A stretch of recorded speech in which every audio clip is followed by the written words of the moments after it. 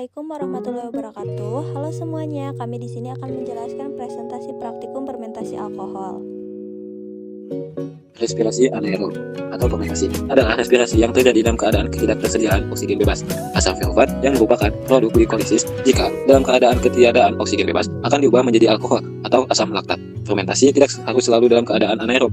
Beberapa jenis mikroorganisme mampu melakukan fermentasi dalam keadaan aerob. Rumusan masalah, berapa volume serta suhu optimum air yang digunakan dalam percobaan fermentasi alkohol tersebut? Berapa ukuran gula yang optimum dalam percobaan fermentasi alkohol tersebut? Apakah posisi gula dalam percobaan fermentasi alkohol tersebut? Berapa banyak ragi yang dibutuhkan dalam botol tersebut agar percobaan fermentasi alkohol tersebut sukses dilakukan? Apakah yang diharapkan terjadi dalam percobaan fermentasi alkohol tersebut? Jelaskan dengan alasannya. Tujuan dari penelitian ini adalah untuk mengetahui hasil dari peristiwa fermentasi alkohol.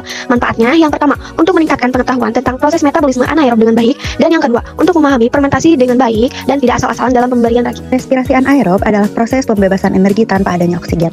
Gula adalah bahan yang umum dalam fermentasi. Beberapa contoh hasil fermentasi adalah etanol, asam laktat, dan hidrogen. Akan tetapi, beberapa komponen lain dapat juga dihasilkan dari fermentasi seperti asam butirat dan aseton.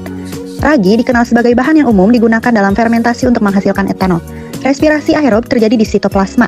Contoh respirasi anaerob adalah fermentasi, yaitu fermentasi alkohol, fermentasi asam laktat, dan fermentasi asam atau cuka. Faktor-faktor yang mempengaruhi proses fermentasi untuk menghasilkan etanol adalah gas karbon dioksida, pH substrat, nutrien, temperatur, dan oksigen. Alat dan bahan. Selanjutnya, masukkan 2 sendok makan gula pasir ke dalam gelas. Lalu, masukkan juga permipan 2 sendok makan ke dalam gelas yang sama.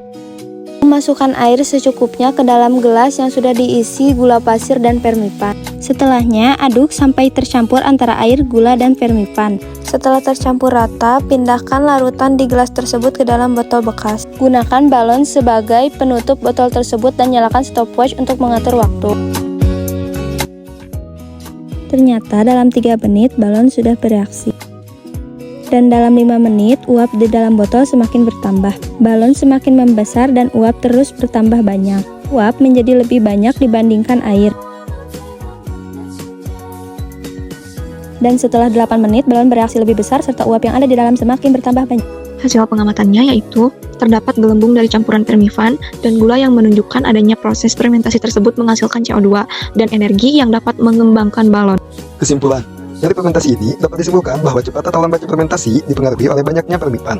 Dan pada saat fermentasi terjadi, pembentukan gas CO2 terjadi di keadaan anaerob, serta menghasilkan alkohol.